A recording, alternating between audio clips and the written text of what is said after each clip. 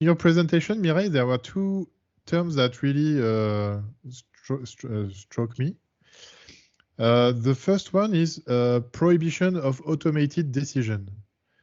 And I was wondering what is the scope of that? Because if we, in many safety critical applications that we will do, there is already an automated decision.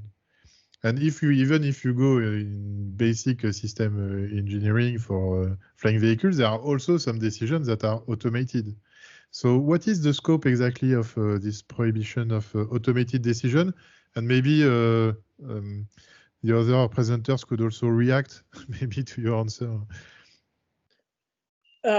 Yes, so this is of course concerns automated decisions that are taken fully automated that affect a data subject. So that means we're talking about personal data of somebody, of a particular person, identifiable.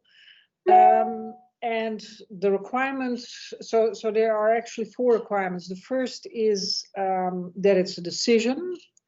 The decision in a, we could talk years about what exactly is a decision here, because many systems take a whole series of decisions, right? And the question then is it only the last decision that actually affects somebody, or could we go to earlier decisions also? But I think we're talking here about the decision that actually affects a person. That decision has to be fully automated. So you're asking about the scope, right? So it has to be fully automated, solely automated. But if a decision is taken based on an advice of a system where the person who is actually, the human person who is actually executing that decision doesn't understand the decision and has no authority to change it, then that counts as a solely automated decision. And then the further requirement is that that decision has either legal effect. I think for safety critical infrastructure, the other requirement is more important, that it has a similarly significant effect. So I can imagine a lot of systems not having anything to do with personal data, so then it doesn't apply. Okay.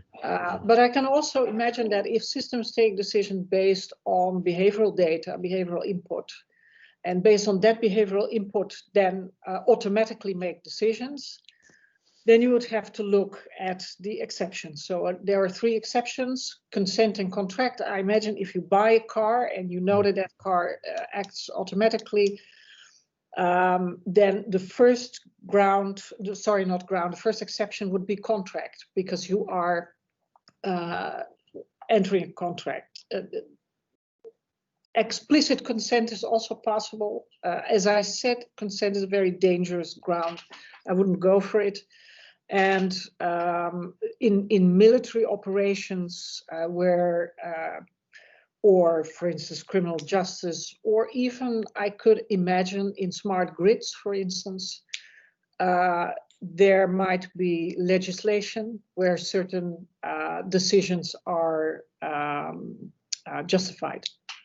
Lawyers are very practical people, and the legislators of the GDPR are also very practical people. So I think here we're talking about whether it's personal data. So if you have built a model on personal data and that model itself is no longer personal data, then the big question is whether the operations of that system are triggered by behavioral data. I didn't understand everything you say because half of it was lost in cyberspace. And then to be allowed to do that, you would have to go to either contract or in specific, I think more in public administration or military or other applications, you go to the law, to legislation where certain safeguards are provided. So some things are non-issues because they are not really a problem. So the fact that these decisions are prohibited, I would have to look very specifically, but the idea is not that the whole smart city or smart grids or I don't know exactly which system you're talking about is suddenly not possible. The major impact, the major consequences of the applicability of this default prohibition is that people can contest, that people can, if something goes wrong, that they can do something, that they have redress. Yeah. Okay. If I may say a word also, Jayant, on this. First, thanks Mireille for the excellent presentation. I think it's really good to have this framework in mind, and also the tendencies taken by the Commission or by Europe in general. I think indeed, as you said, we need to separate probably between what is private data and what is data that will be used in a context, in an industrial context. For example, if we take the example of automations like an autopilot today, I think that's probably what Jayant had in mind when asking, okay, now we prohibit automatic decisions. I think we will have to carefully sort out in anything we do in guidance material, in regulations, between what exactly pertains indeed to private data and to data then that are used by operators that are like pilots with a license in a very specific context. I don't know if that's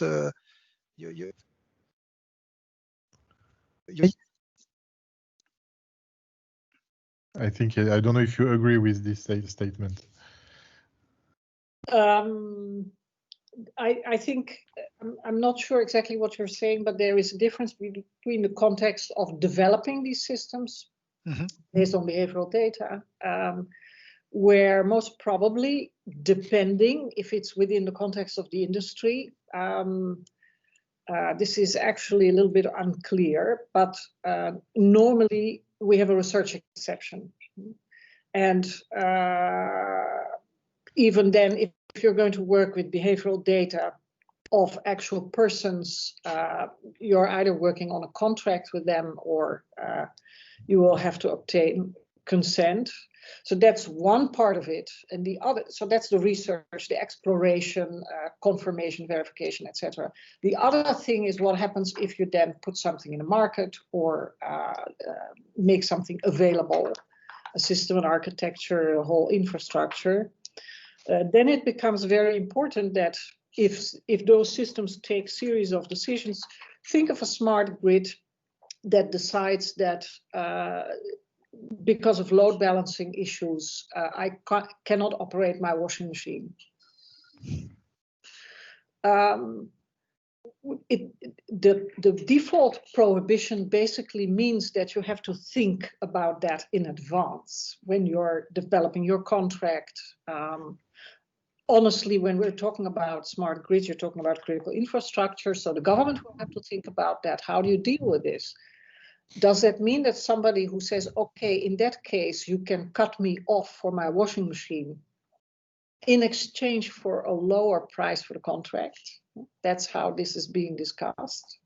Or do we say, hey, that means that a certain class of people will not be able to do their laundry when they like, while other people who don't care, who say, oh, then I pay a little bit more, they can do their laundry when they like.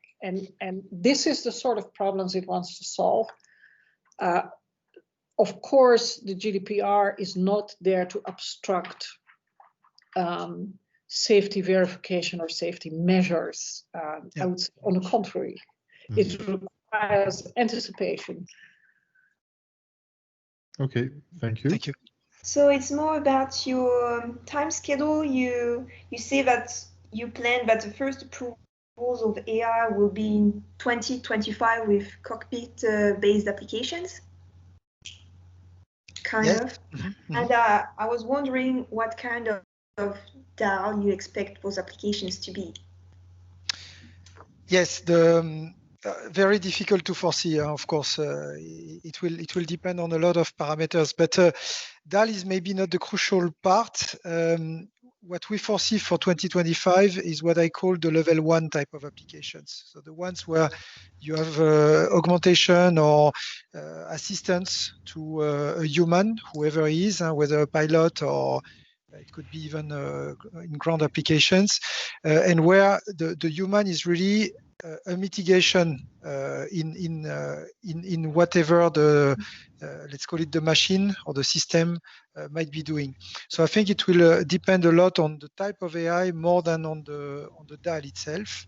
And related to DAL, I think it still needs to be checked and characterized, I would say, how much of the guidelines or the guidance, when we turn it to guidance, will apply to with proportionality to the different DALs.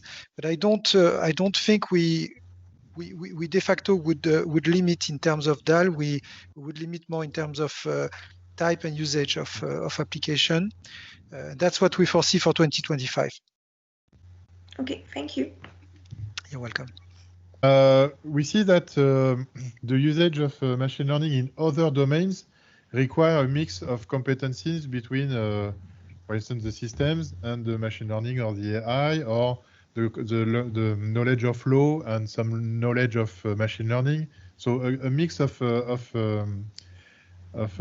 skills.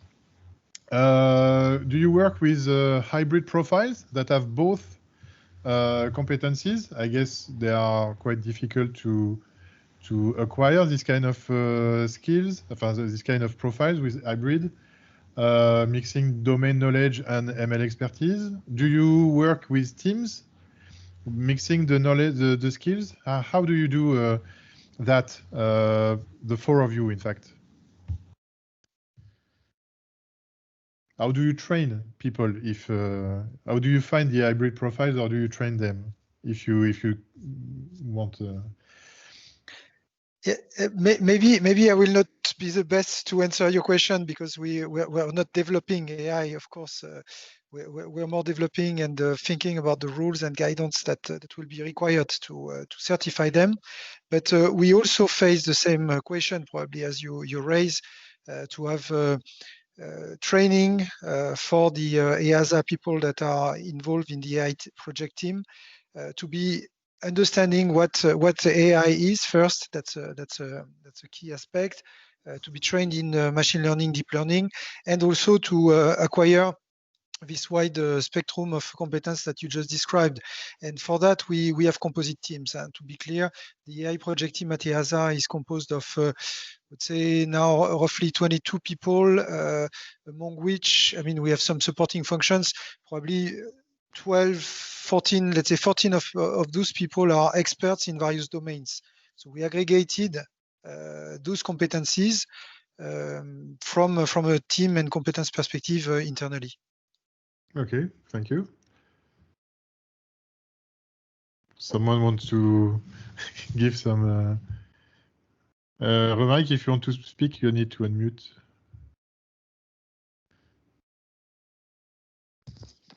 Yeah, thank you. I mean, for sure, there is it would be quite difficult to have all the skills together. I mean, if we find such a person, we would be very lucky. And even I'm not sure, because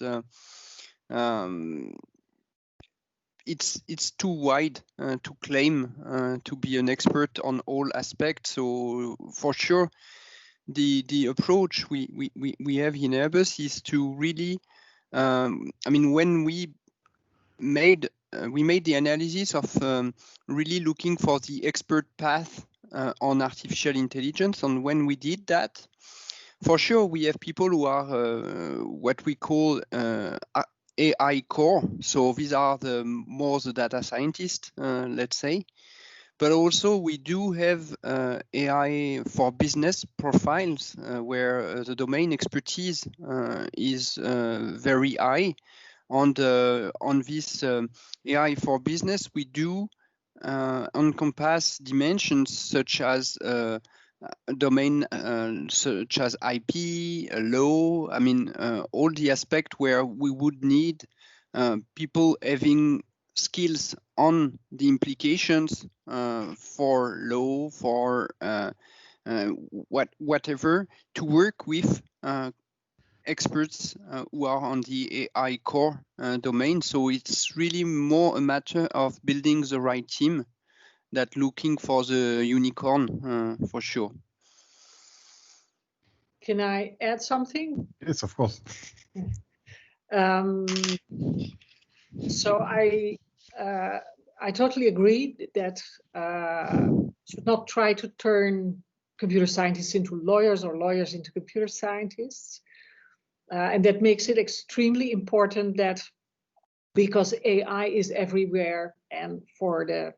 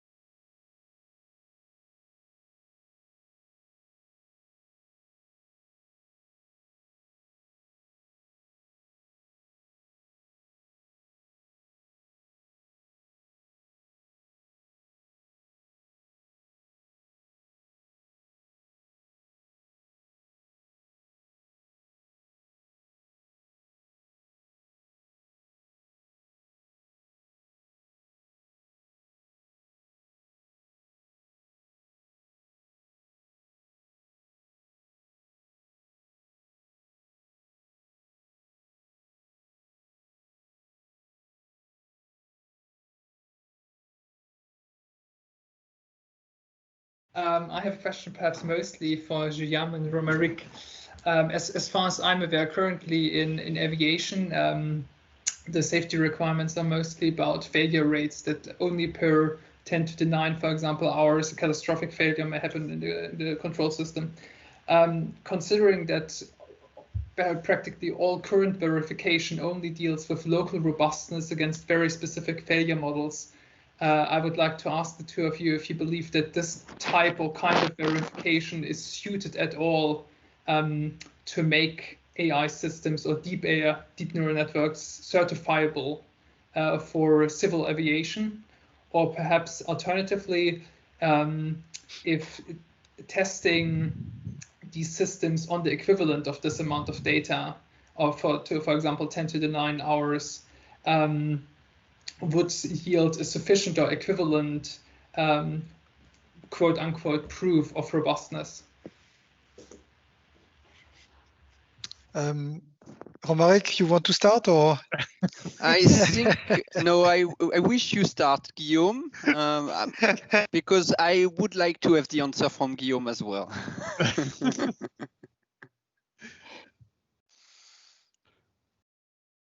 You were cut out, so I don't know if my connection is good enough, but I will start, no problem. I think you could see from my presentation the approach we are taking is composite. I mean, we have several challenges, and we will need, as a bit similarly to what we do with development assurance today, we will need to reach a confidence level, and to reach that confidence level and commensurate with the safety objectives, because one of the things that will stay is a safety assessment as an input. At least that's what we foresee, and that was one of the output of our IPC report with Daedalin. We see that safety assessment will not be impacted, at least from a methodological perspective. We need after to adapt our tools to evaluate what you just mentioned, all possible failure probabilities for a neural network. That's a completely different dimension. But from a set of objectives, we will still plug somehow to those objectives that you just mentioned, and to the -9 for catastrophic in large commercial aircraft. So the answer to your question is as composite, I would say, as I presented, building blocks in the EASA roadmap, and steps in the W learning assurance process. To get to a given confidence level, we will need to aggregate a certain amount of steps, of management steps from a process perspective, but also of verification steps. So I guess in your question, Mark, it was about robustness, for example, and tools that provide local robustness. You may need this local robustness to demonstrate and reach certain confidence on certain objectives. Even if we have no tool for global robustness, we might still come out by aggregating with all other verification methods, but that's something to be probably even dealt on a case-by-case basis, at least in the first years or decades to come, until we get to a more robust and global perspective on the confidence we can give.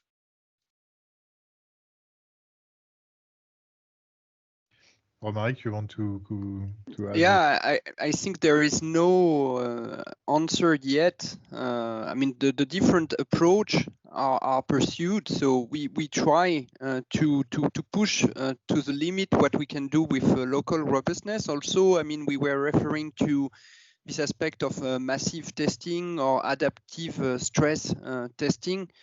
So we also would like really, by the way, this is the same approach than in automotive, use really real, I mean, to collect really large amount of data for aircraft flying, having the approach to augment this large amount of data to make it even bigger, and to go also with this kind of approach where we are able to demonstrate through doing simulation, I mean, through using real data plus simulated data, a level of performance.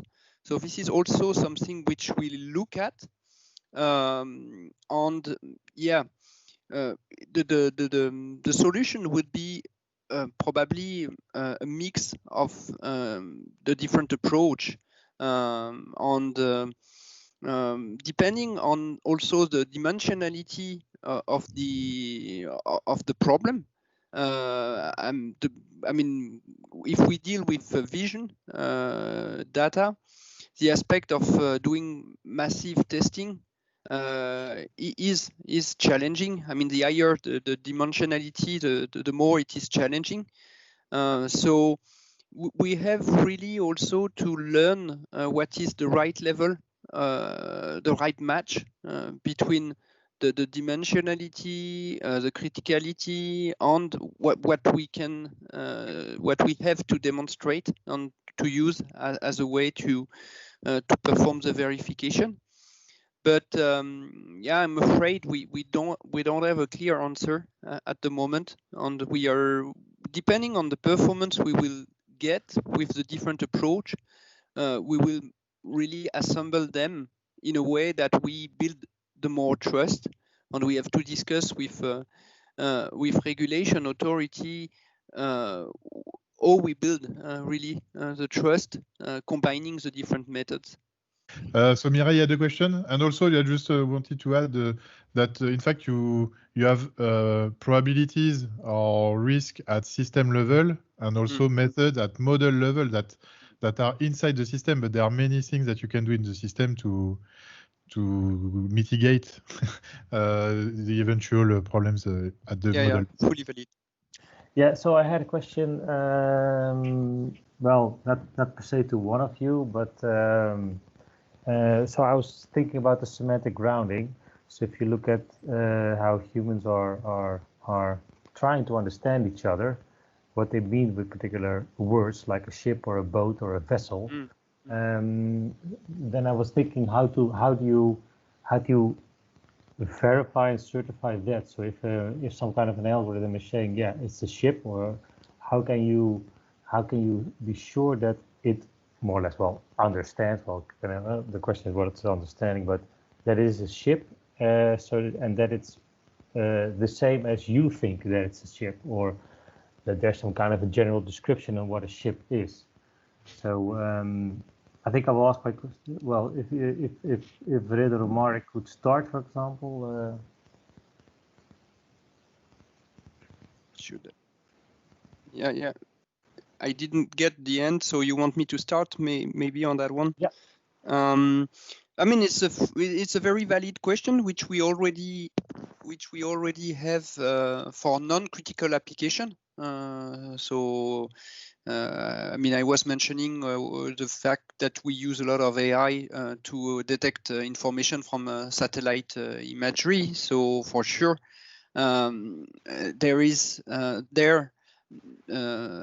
we try to detect an object, and we can potentially have issues in the classification. And I think the way we handle that is through doing risk mitigation. So really assessing what would be the impact of of having a wrong classification. For example, we try, but this is a general practice, and it's not always possible. We try to really provide decision making which is not based on one prediction, but more over. For example, if we try to count the number of aircraft on an airport, if we misclassify few of them, finally we will get a result which is not too bad if the performance of the classifier is good, because we are not looking at whether it is an aircraft or not, but how many aircraft do we have on an airport. So the point is the impact of misclassification could be very different depending on the kind of analytics we want to build. And for example, a lot of stuff we do for analyzing economy, providing evidence about the economical activity is based on the number of trucks, for example. So counting trucks is something we do, and as we really go for high numbers, if we do mistakes on few of them, it does not change the full reasoning. After, when it comes to safety critical application, so if I come back to my example with autonomous taxiing takeoff on the landing, and we are in the taxiing phase, and we misclassify a person as an aircraft or an aircraft as a person, this has a radically different type of impact. So for sure, we will have to take into account for that, and to mitigate that also by the architecture we will use in our system. So generally, the approach would be to use several sensors, I mean, to do redundancy and to really go for different approach, like in automotive. You will have fusion between different sensors to confirm your perception. Having said that, I think you were also pointing to the fact that sometimes there is no unique definition of what we mean by an aircraft, or I mean, if I take the example of an aircraft and a person, I think there is no overlap between the definition. But we try to use AI, for example, to really understand the content of the exchange, of the information exchange between pilot and air traffic controller. So here we have many different concepts which can be used, and sometimes even you have some of the vocabulary is controlled, but you can have also really vocabulary which is based on the cultural aspect from the person. So here again, the point would be to take into account in the design of the algorithm to do the grounding. We call that the grounding, by the way, yeah. to really select the part of the language which we consider we are confident we can handle, and to discard some of the aspect. And here we are coming back to the issue of, I mean, it's not the issue, but really to finding the right balance with human, which has superior capability in terms of grounding for now. So how far we go in terms of trying to do stuff automatically compared to what humans can do. And certainly on aspect where grounding is important, we will always have human. I mean, we will try to have human in the loop, really, for having a confirmation, for example. So you can still have an AI proposing something, but having a confirmation of the understanding of the scene or the understanding of what was said by the pilot, if we are speaking about pilots. Anyone wants to comment on what Romaric said on the semantic? No, I would just add actually on top of what Romaric said.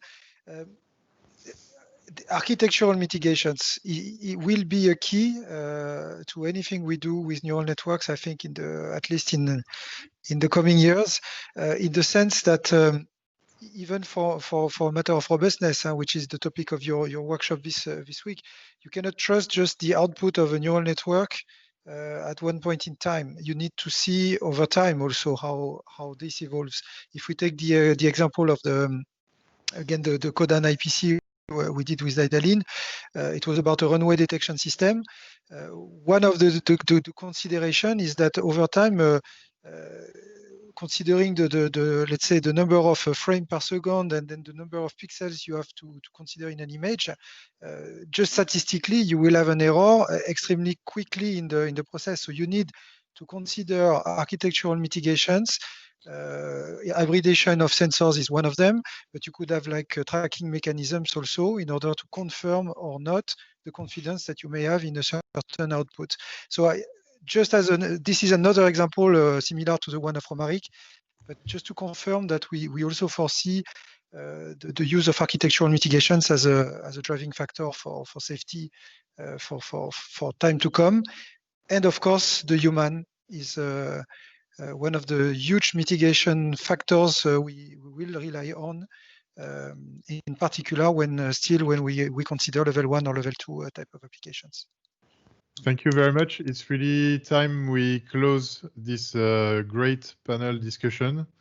I thank you all the presenters for their time, for the time they spent on the preparation, the talks, the answers to the questions. Thank you very much. That was really a good first day to really understand what is at stake. The next days will be more, let's say, more on the technical side, trying to find solutions that will try to answer these needs that you have expressed. I thank you very much